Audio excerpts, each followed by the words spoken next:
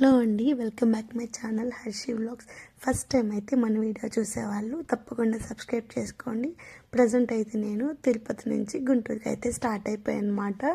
ఇది వందే భారత్ ట్రైను. అయితే మనం ఫస్ట్ వచ్చేసరికి మన coach number and train number ఇలా చెక్ చేసుకోవాలి, మనం యాస్టీస్గా టికెట్లో ఉన్నట్లుగా.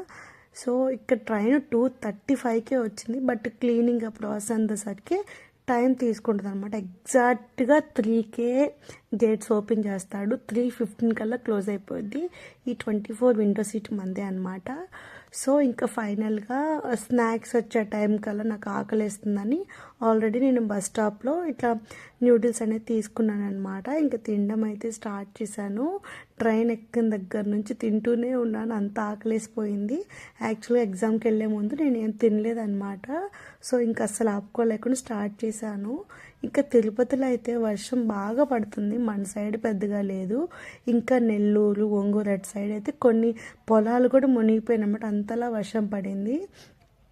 ఇంకా ఇంకోటి ఏంటంటే చాలామందికి ఛార్జింగ్ ఎక్కడ పెట్టుకోవాలో తెలియదు ట్రైన్లో.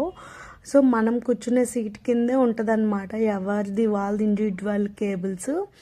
సో మళ్ళీ ఇంకా ఆగలేస్తుంటే పెరుగన్నం తిన్నా అనమాట.